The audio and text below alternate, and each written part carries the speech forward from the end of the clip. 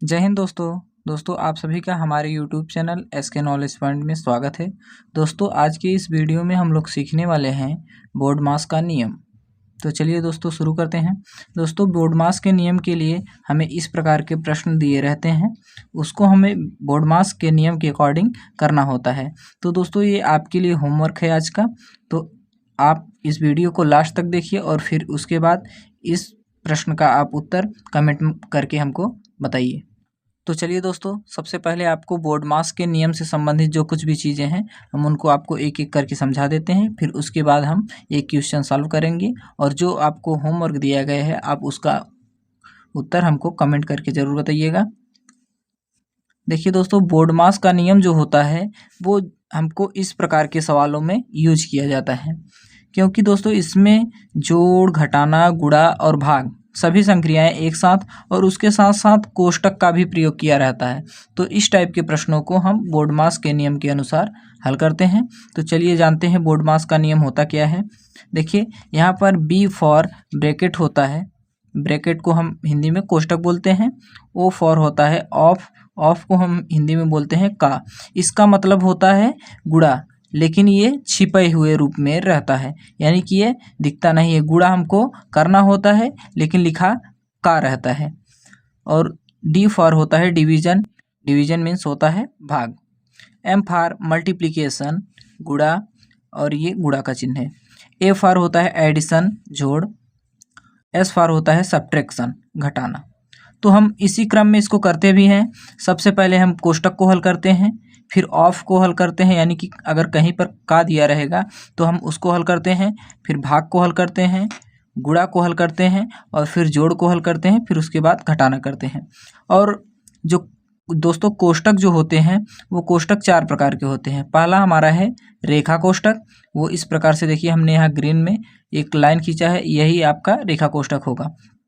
दूसरा है छोटा कोष्टक, छोटा कोष्टक ये रहा दोस्तों छोटा कोष्टक, हमने एरो के द्वारा इसको दर्शाया भी है। और यहाँ पर है ये मझला कोष्टक और ये वाला है बड़ा कोष्टक।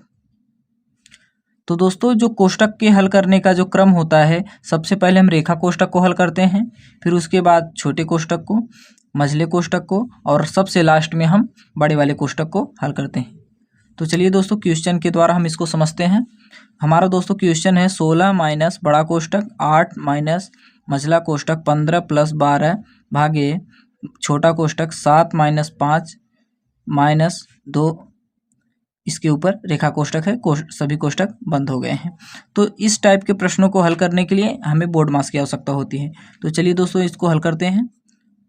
तो हम यहाँ पर सबसे पहले लिखेंगे 16 माइनस बड़ा कोष्टक 8 माइनस मझला कोष्टक 15 प्लस 12 भाग छोटा कोष्टक 7 माइनस, यहाँ पर देखिए दोस्तों ये हमारा रेखा कोष्टक है। तो हम जानते भी हैं कि रेखा कोष्टक को हम सबसे पहले हल करते हैं, तो इसलिए हम इसको सबसे पहले हल करेंगे। 5 में से 2 को घटाएंगे आएगा 3 आएगा। अब हमारा ये छोटा कोष्टक बंद, मझला कोष्टक बंद और बड़ा कोष्टक भी बंद। अब इसके बाद हम लोग करेंगे 16 माइनस बड़ा कोष्टक 8 माइनस मझला कोष्टक 15, ये प्लस 12 हो गया, भागे 7 में से जब हम 3 को घटाएंगे, 7 में से 3 को घटाएंगे हमारा आएगा 4, ये हमारा हो गया। अब हमने छोटे कोष्टक को भी हल कर दिया, अब बारी है मझले कोष्टक की। तो चलिए इसको भी हल करते हैं। यहाँ पर लिखेंगे 16 माइनस बड़ा कोष्टक 8 माइनस मझला कोष्टक। देखिए यहाँ पर 12 में जब हम 4 से भाग देंगे 4 तिहाई 12 हो जाएगा, 4 से 12 में भाग देंगे 4 तिहाई 12 हो जाएगा। तो 15 प्लस 3, ये मझला कोष्टक। एक बार हम एक स्टेप और इसको बढ़ाएंगे आगे ताकि आपको आसानी से समझ में आ जाए। 16 माइनस 8, यहाँ पर ये 15 में से हम 15 में 3 जोड़ेंगे, 15 और 3 हो जाएगा 18, ये माइनस का 18 हो गया, ये बड़ा कोष्टक हो गया।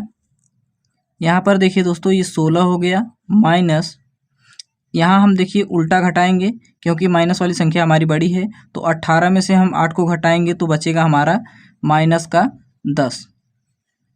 तो अगले स्टेप में हम ये करेंगे, यहाँ पर देखिए माइनस और माइनस का गुणा होगा, माइनस और माइनस का गुणा होके प्लस हो जाएगा 16 प्लस ये 10 हो जाएगा।